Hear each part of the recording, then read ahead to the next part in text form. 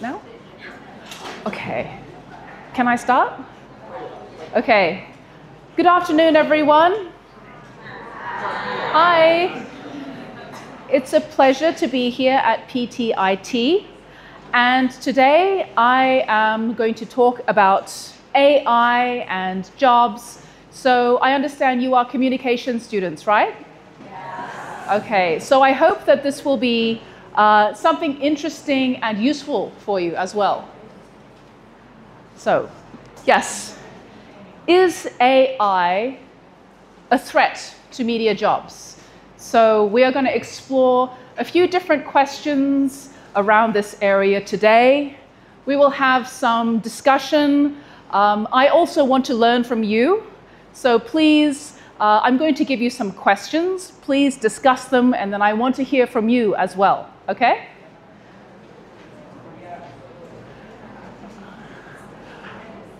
So please let me introduce myself. I am Dr. Sarah Keith. I'm from Macquarie University in Sydney, Australia. I'm a senior lecturer in media and music, and I'm in the School of Communication, Society, and Culture. As part of my job, I teach and I do research. I teach many different things at undergraduate level. I teach units around music and the music industries. I teach internship units, postgraduate units, and undergraduate units too. So the other side of my job is research. So I have published a few different papers to do with media and communications, no problem, technology, jobs, and disruption. So I've looked at music production and how technology has integrated into music production. I've looked at the kinds of technology skills employers want from media graduates. Hands up if you know Photoshop. Okay, well, Photoshop is a very in-demand skill for media employers. I also do research on K-pop, Korean pop music. So this, you might think this is a bit unusual, but actually K-pop is a kind of disruption too, because it's now a global music. And many interesting things are happening in K-pop with technology, AI, metaverse, virtual idols. All this kind of new technology is being used in K-pop. But today, I would like to discuss the idea of AI in media. So you are going to graduate soon, and you will be stepping into a world where AI is common. So we need to ask ourselves, how is AI going to shape the world of work? Is AI going to stimulate the economy and creativity and innovation, or will it cause job losses? There are some contrasting viewpoints. Some believe that AI will be beneficial, while others believe it will be detrimental to our futures. Okay, so this is the first question I would like to ask you. Have you used AI to help you write, to help you do research, create an image, create music, create video, or anything else? So I will give you 1 minute to discuss this with the person next to you. And then I would like to hear from you, okay? And then I'm going to ask you to raise your hand. So please take 1 minute to discuss with your partner.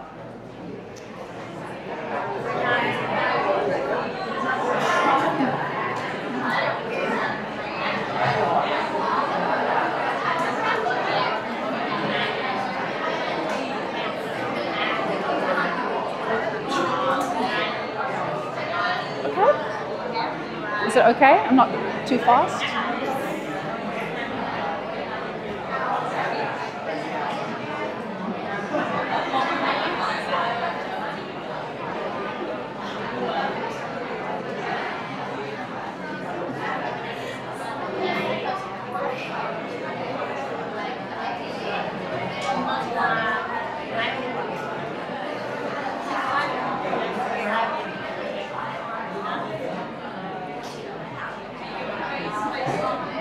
Okay. 10 more seconds, 10 more seconds.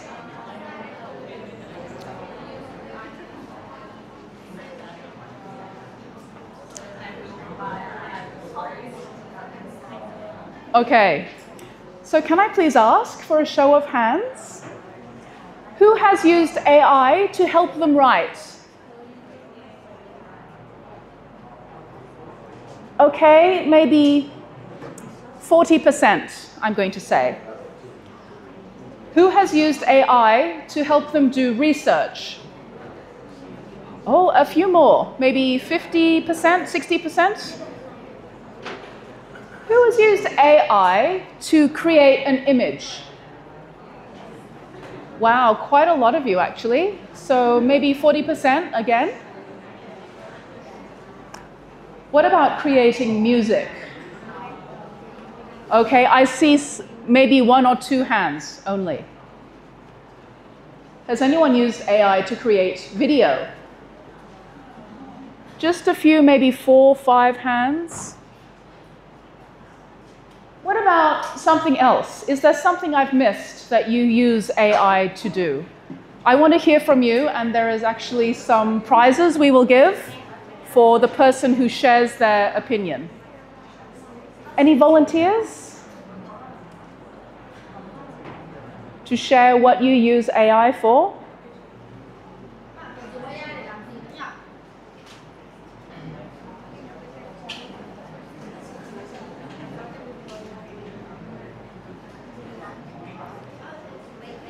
Oh, who? So I heard some of my friends say that they need the AI to have conversation with it, like a therapist, maybe. Yes, okay. This is another interesting application of AI. So of course, AI will have an effect in many different sectors, not just media, also healthcare, maybe companionship, virtual assistants, many different applications for AI. So thank you. That's also a growing area for AI.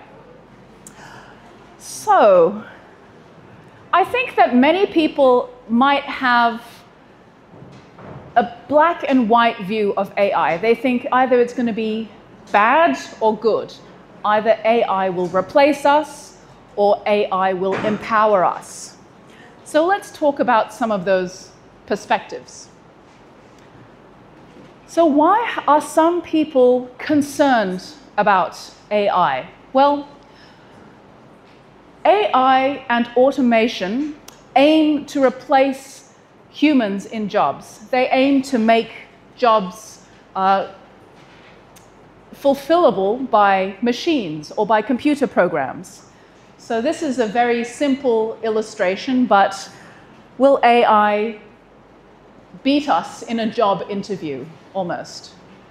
So are we going to be pushed aside by robots or computer programs taking our jobs? The other perspective is democratization.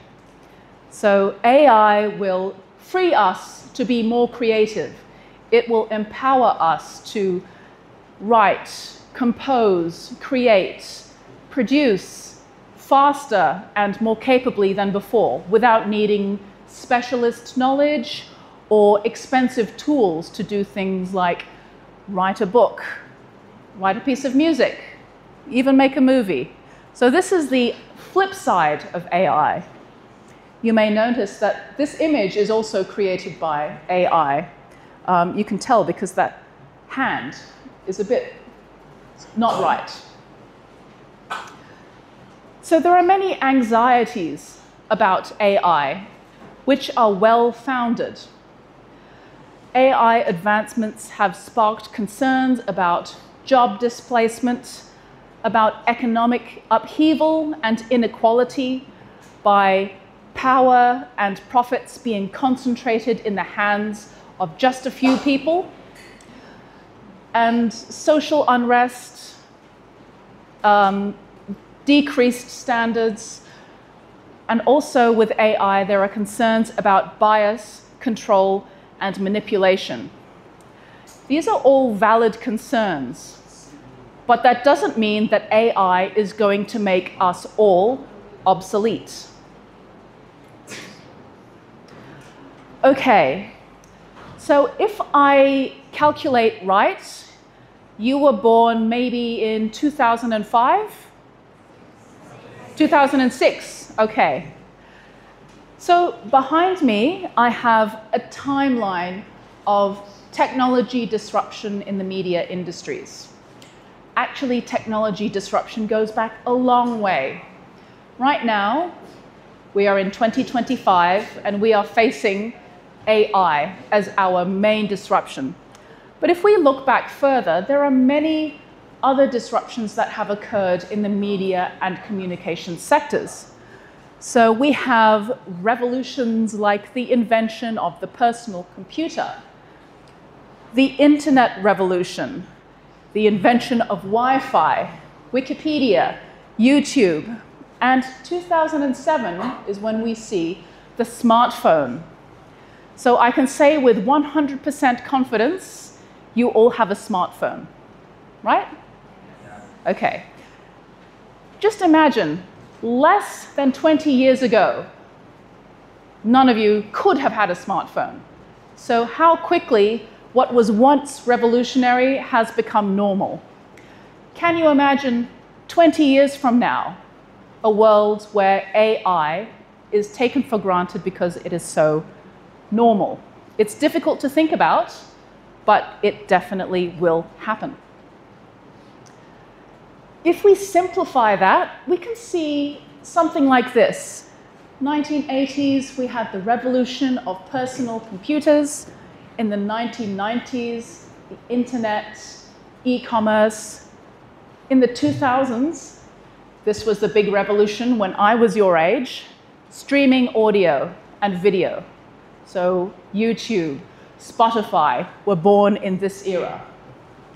And then we have social media in the 2010s. And currently, we are living in this era, 2020. Artificial intelligence is the big technology disruption of our time. Thanks.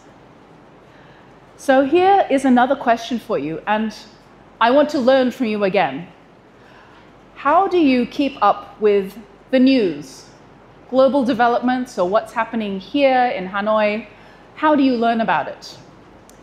Do you use online video or social media, so TikTok, YouTube?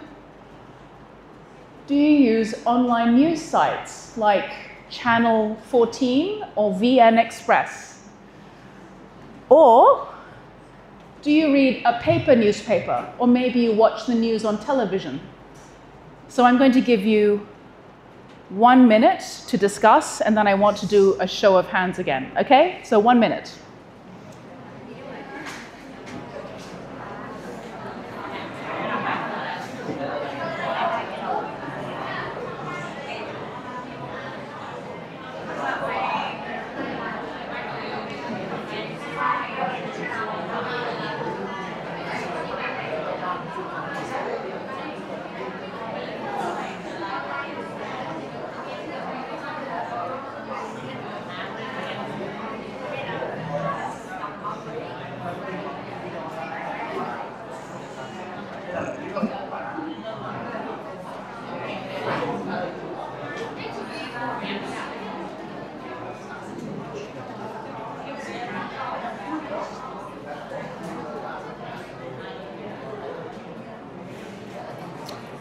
Okay, 10 more seconds.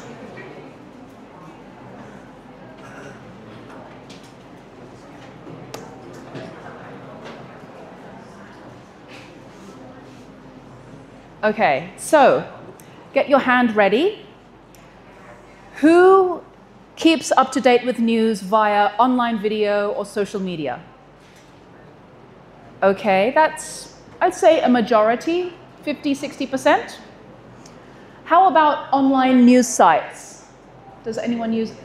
Okay, not so many, maybe 10, 20%, something like that. How about reading a paper newspaper? Nobody? What about watching the news on television? Some of you, okay. So, can I ask for one volunteer to tell me maybe about a TikTok channel or a YouTube channel that you watch that helps keep you up with the news? Any volunteers can recommend a good way to keep up with the news? Who to follow?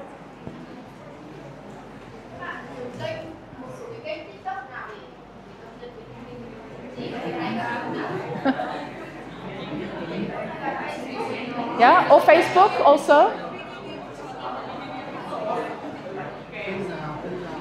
Anyone share? Can anyone share?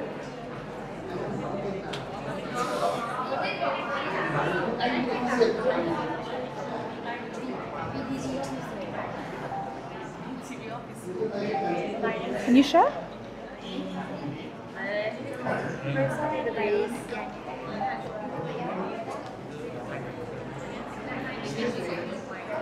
Oh, thank you.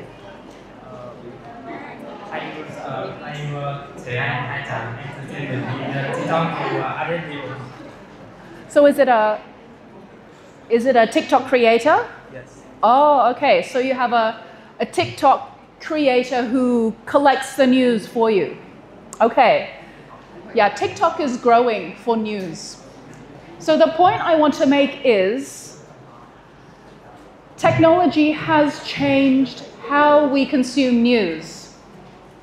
But news is not going away. We still need people to collect news, to distribute news, to put the news together into a package for people like you to watch, to undertake journalism, to write the story or to video the story. So news itself is still around, but the technology has changed so much over the last 30 years.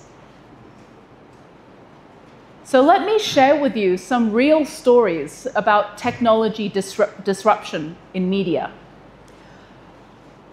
Recently, there was a story where a journalist was hired by Meta to help train their AI model to write the news. So the journalist would be working with the AI to help it do research, to help it write, to help it fact check, to help it structure the story. So that this is clear that AI will become an increasing tool used in journalism. That is one example in journalism. Has anybody heard of voice cloning? So with AI models, using a 1-minute sample of your voice,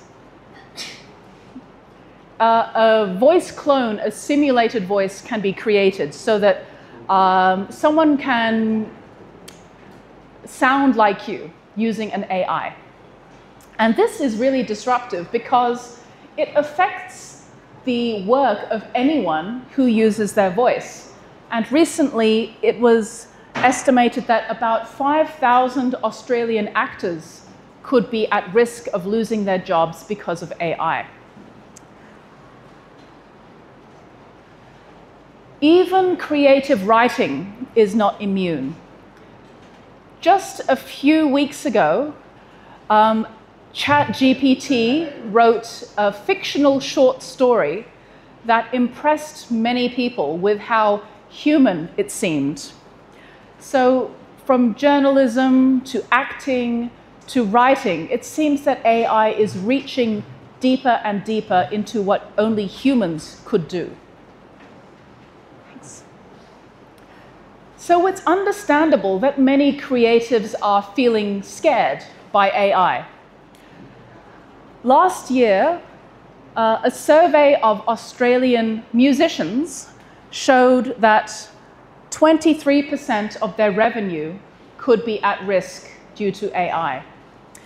But interestingly, many musicians are already using AI in their work. So they may be using AI to help them compose, to help them produce music, or in other ways in their workflows. There is a lot of concern. 82% of music creators are worried that AI might affect their livelihood. So we have a tension here where many people are worried, but also many people are already using AI. So how far can AI reach into the media sector? Actually, AI is already widely used in media production and in media. This is a report produced for the European Parliament, and it was produced in 2020, 2 years before ChatGPT. Already, artificial intelligence was a topic of concern.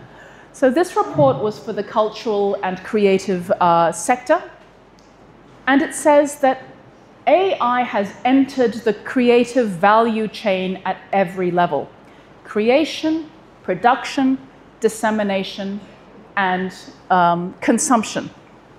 AI can automate tasks within this pipeline that were thought only feasible by humans a short time ago.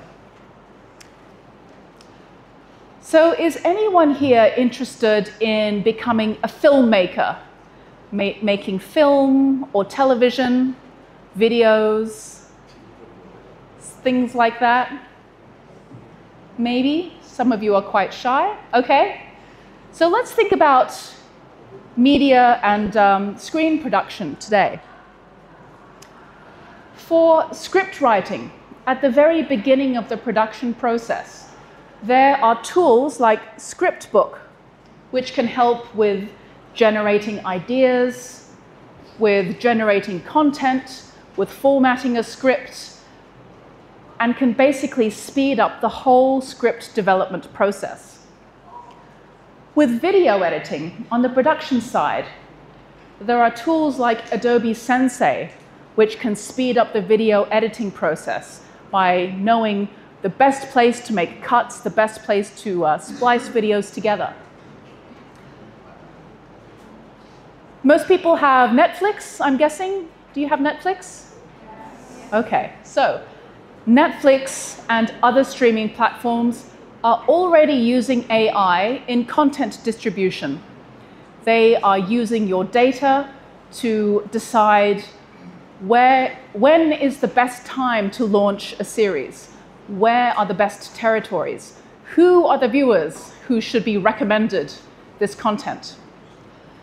And with consumption, you already know about personalized viewing, the algorithm that suggests to you what you should watch next, or even subtitles are increasingly done using AI. Okay, I have one more question for you. And this question is more difficult, so I will give you 2 minutes. How would you define AI? Are there any terms or processes or phrases that you hear that you, when you think about AI? So what does AI involve? How would you describe artificial intelligence to someone who hasn't heard of it before? Okay, so I'm going to give you 2 minutes, and I would like a volunteer to give me a short definition or a phrase at the end, okay? 2 minutes.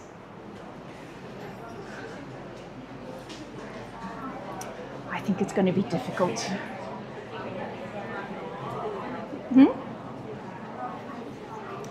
I think some of them are very good, yeah. But I'm not sure about all of them.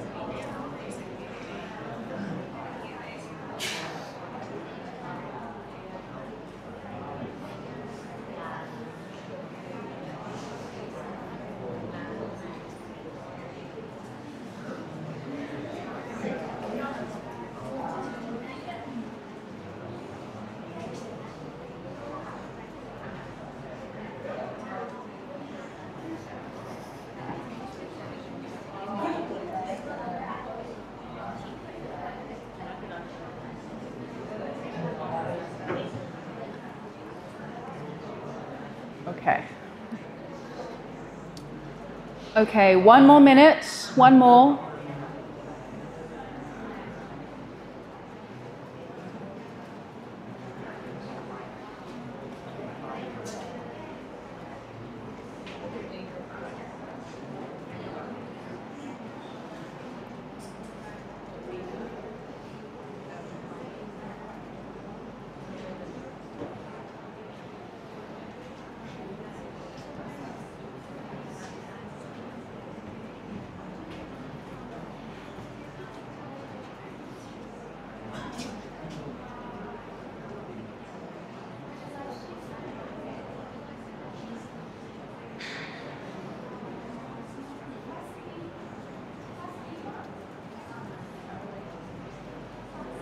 Okay, are you ready?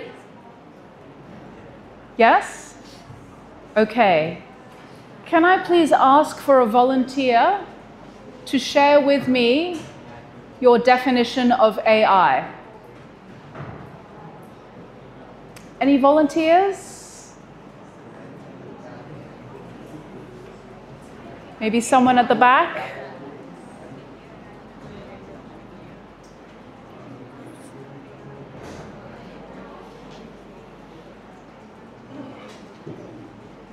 I heard a lot of discussion. Anyone? Oh, okay. At the front. Thank you. In my opinion, AI can be smarter, faster, and supporter. Okay, I like those words. AI means smarter, faster, and supporting. So that's a good definition because many people think that AI is a technical process. And yes, there are many technical processes that are associated with AI, like machine learning, algorithms, data, neural networks, natural language processing. All of these mathematical or algorithmic processes are associated with AI.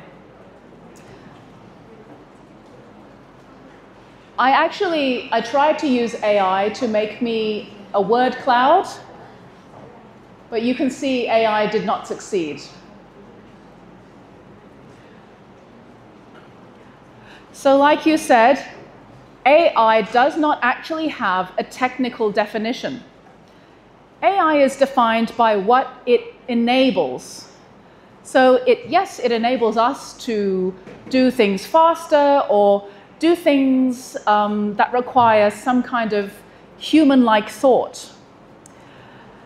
Artificial intelligence describes the capability of a machine to perform tasks that typically require human intelligence. So analyzing data, learning from experiences, making decisions based on learning, or mimicking cognitive functions like reasoning, learning, perception, or language understanding. But in fact, AI does not have a technical definition. It is just described by what it enables. So we are always being kind of confronted with new powerful uses for AI. So I remember just a few years ago when image generation, AI video will be indistinguishable from the real thing. So I have another question for you. This time it's a quick one. So I would like you to discuss with your partner, can machines create? Yes, no, or maybe. Okay? I will give you 1 minute to discuss this question.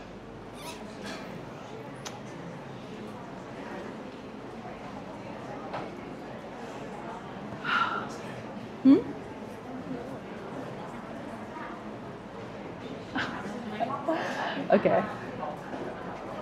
Do you want to translate? Các bạn có hiểu câu hỏi trên bảng không? Can machine create? Tức là liệu máy móc có thể tự sáng tạo được không ý? Có thể tự làm nên mọi thứ được không? Yes, no hay là maybe?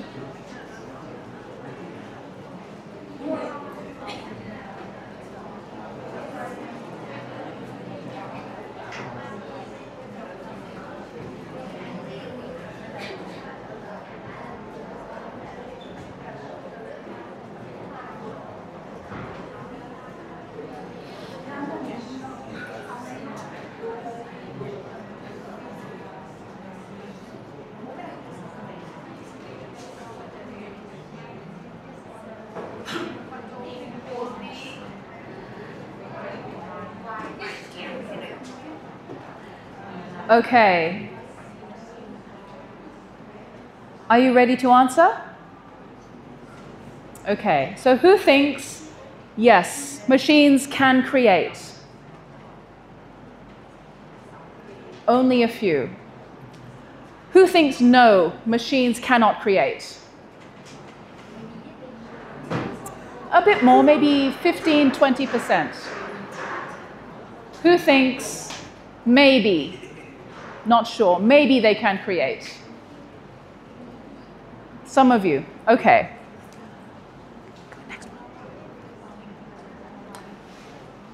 So whether AI is creative is a very debated question. You probably know that AI models must be trained on data for generative AI. Many AI models are trained on copyrighted data.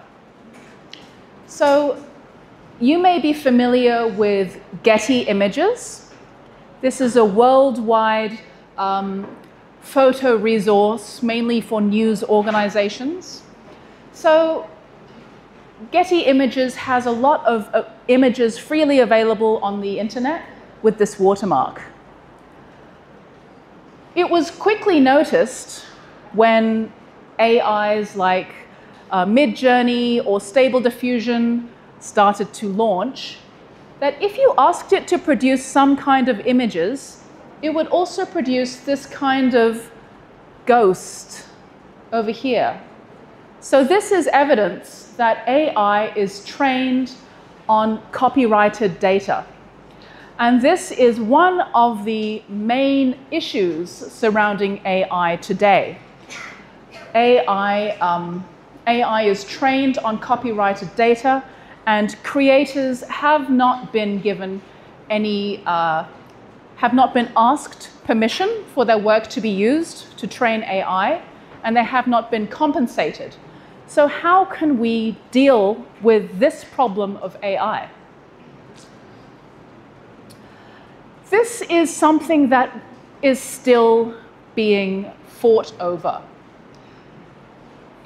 So AI at the moment is fundamentally unreliable. One of the unreliable aspects is we don't know what data AI was trained on. You may have heard of LibGen, which is the largest database of pirated books in the world. There are about 4 million books or articles in LibGen. All of it has been included illegally without the author's consent. But Meta, the company that owns Facebook, has been training its language models on LibGen.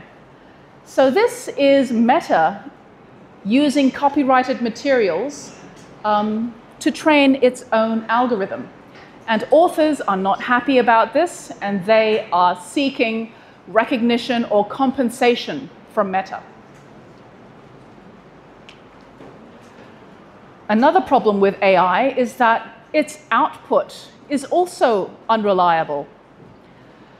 AI can be unpredictable. If you ask it the same question twice, it might give you a different answer each time. This is something that the Australian science magazine Cosmos found out. In 2023, they were experimenting with using AI to write some articles. But then what happened is the AI started to say some things that were not true. It started to make some claims that were unscientific and incorrect. So this means that AI is fundamentally untrustworthy. AI needed to be fact-checked before it was sent to publication. And actually, the magazine has stopped using AI to write its articles. So I have another question for you.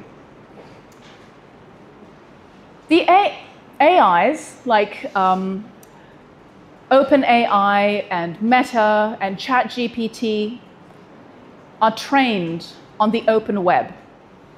This means that any TikTok video, any Facebook post, any Instagram picture can and probably has been used to train an AI model. So my question for you is, would you be okay with your data being used to train an AI? How about someone handing in your homework and claiming that they wrote it? So I'll give you 2 minutes to discuss this question, okay? 2 minutes. Are you concerned?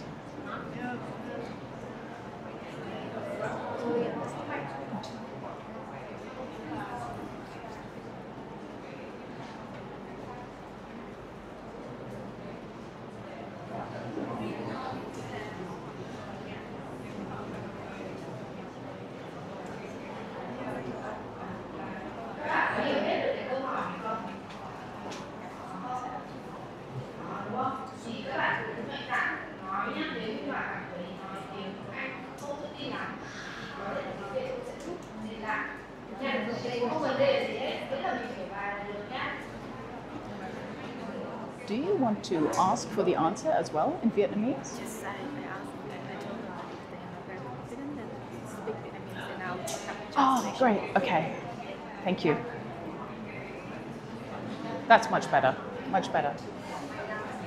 Câu hỏi này sẽ là về vấn đề liên quan đến đạo đức và pháp luật khi sử dụng AI và trí tuệ nhân tạo. Thì thứ nhất là các bạn cảm thấy ok, cảm thấy ổn không khi mà cái nguồn dữ liệu sử dụng để gọi là huấn luyện, để tạo nên cái cơ sở dữ liệu, huấn luyện ra cái trí tuệ nhân tạo đó chính là những cái dữ liệu cá nhân của các bạn. Câu thứ hai là nếu như một ngày nào đó bạn nhận ra rằng có người nộp một cái bài tập mà bạn đã làm nhưng lại nói rằng đấy là bài người ta làm, thì các bạn cảm thấy ra làm sao? Chỉ có 2 câu hỏi như vậy thôi nha. Nếu không tự tin nói bằng tiếng Anh, cứ nói bằng tiếng Việt, cô sẽ dịch lại nhá. Okay. Do you think they're ready? Các bạn có câu trả lời chưa ạ? Okay, so please share your answer. We would like a volunteer. Here you go. Câu hỏi này cô sẽ có một món quà nào cho các bạn nào. Có thể là sổ, có thể là dây treo này. Có thể trả lời bằng tiếng Việt nha.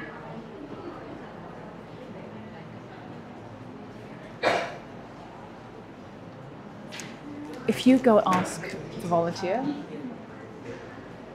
Nếu như mà không may thì cô sẽ gọi một bạn random đứng lên trả lời nhá.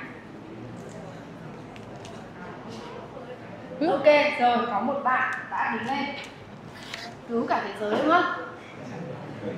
Đây các bạn nhớ ôn lại nhá.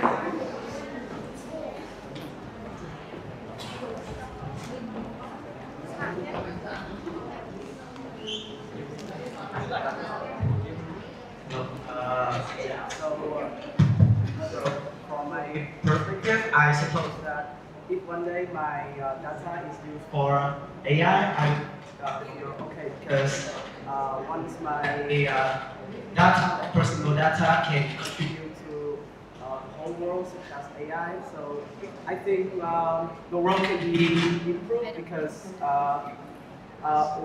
then AI can feel more about people emotions, so they can share more with us. So basically, I feel like AI can help us to increase our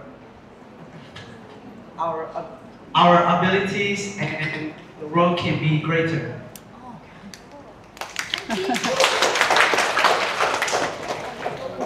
Oh, thank you very much for your answer. So, you are okay with AI using your work or your likeness or your content to train the AI. I think that it's an interesting question because with social media, you are already giving so much of your data to TikTok or Facebook, so AI is not much of a step further. But I think maybe if you were creating, if you were reliant on this content to make a living, maybe the answer might be different. So I'm going to talk about a famous case, which was one of the earliest cases about AI training on unauthorized work. So there is a cartoonist called Sarah Anderson, and she discovered that Stability AI and Midjourney had trained their algorithm on her work. So this is some of the work that was produced by the AI, which copies the style of Sarah Anderson's comics.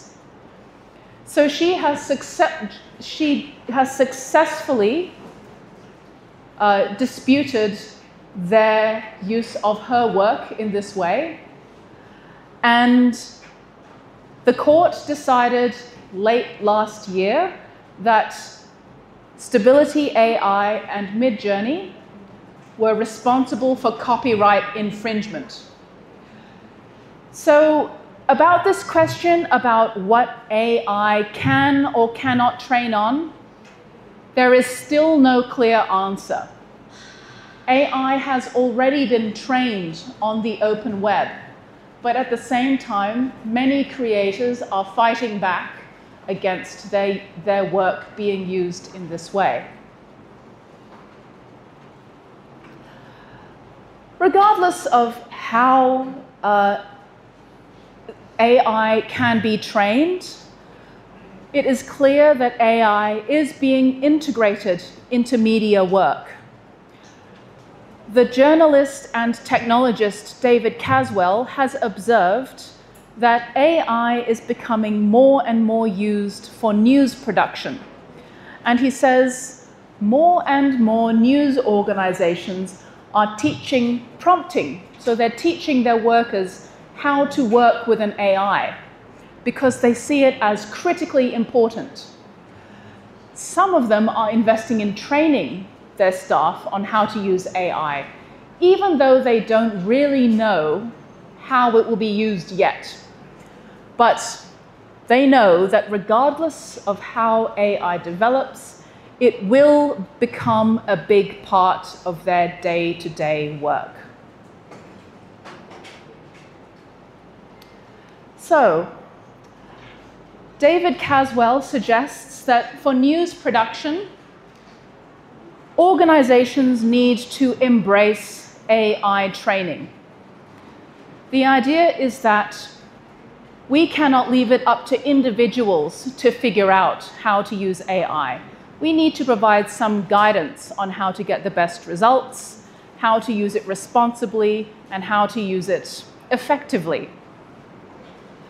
He also suggests that prompting is an important skill, so knowing how to query the AI to get an appropriate and useful output. Thirdly, to be flexible and adaptable, to know about different tools for AI and how they might integrate into your workflow. To consider also the broad applications for AI.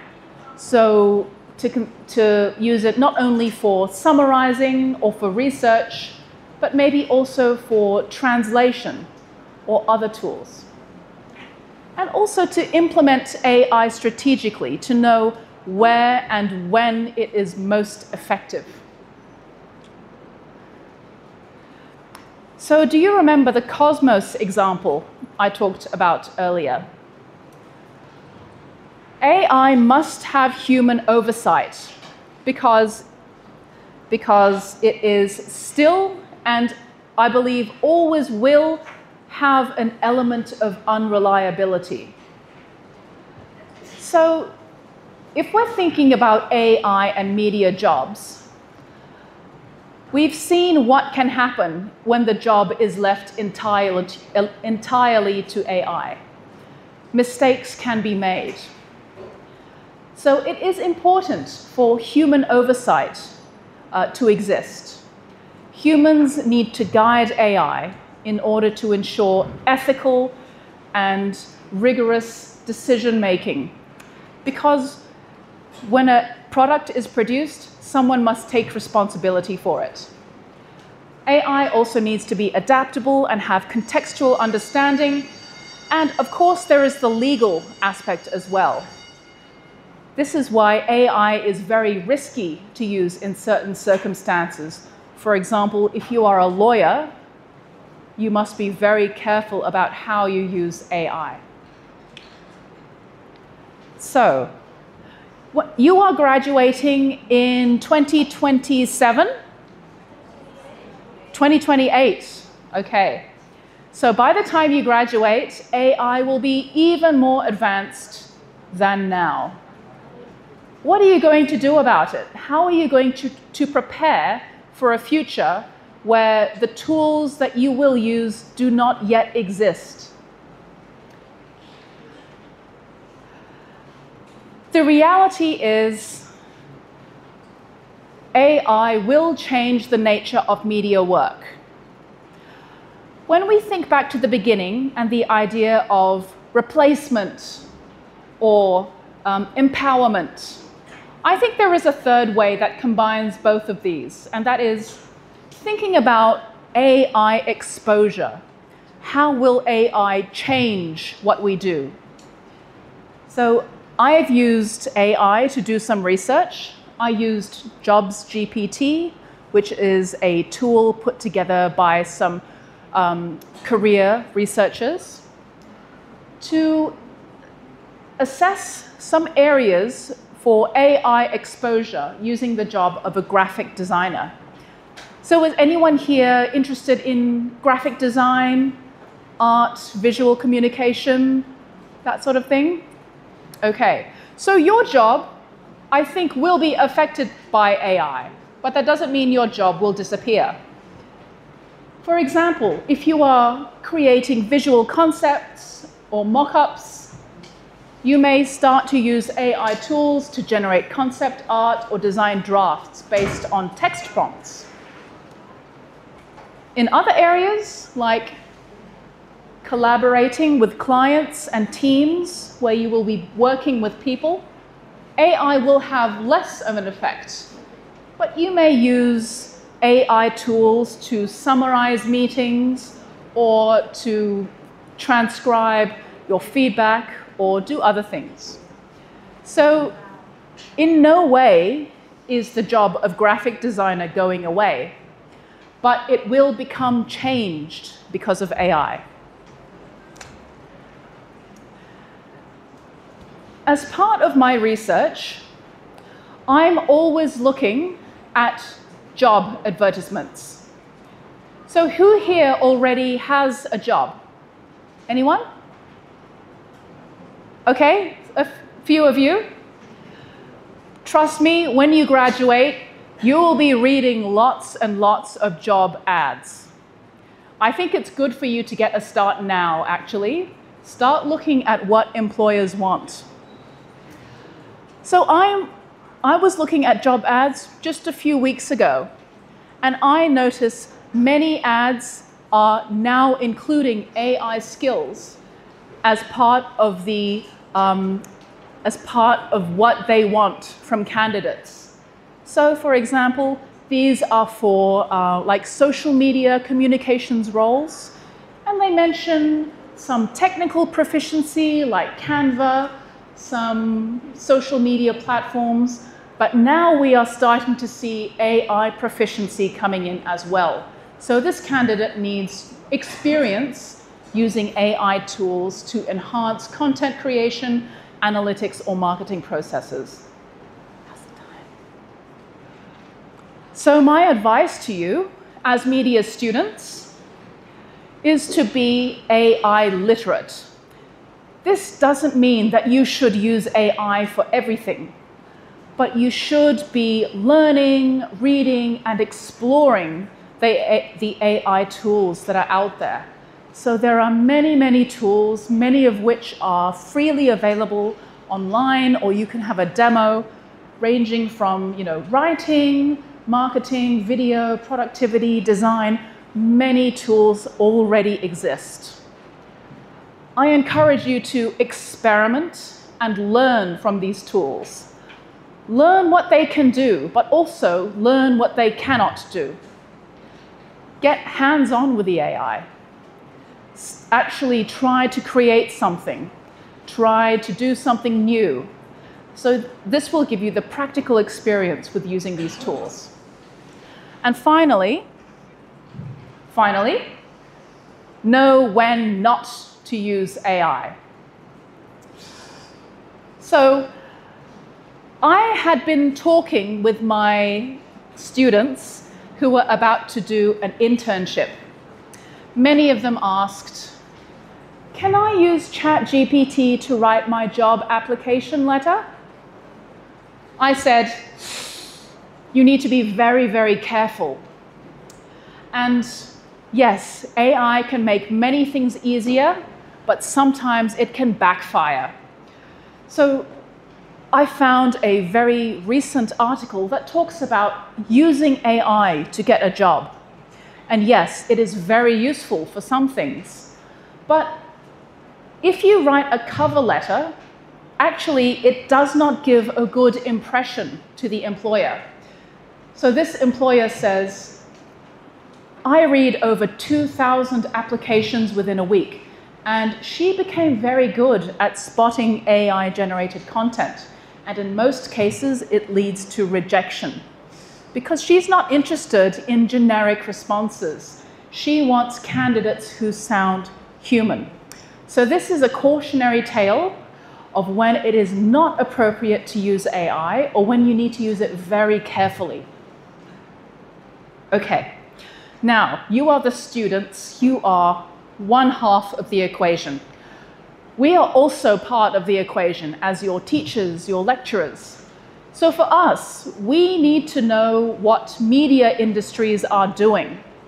We need to make sure that you are equipped with skills that will serve you well when you graduate. But we're not just here to train you, we're here to teach you how to think and to understand not only how to use AI, but some of the problems around AI, some of those debates, some of those legal and ethical issues. We want to encourage critical thinking in you so that you're not just consumers, but you are active participants. You're thinking, you're really evaluating how to use AI as you graduate. Okay, so this is my final slide. And if I could give you advice, it will be this. All industries will be touched by AI. Some will be affected more, some will be affected less. For the media industries, disruption is nothing new. Technology has been changing for decades. We've gone from paper newspapers to websites to TikTok. We've gone from personal computers to iPhones to smartwatches. So much change has happened, but the media industries are still there.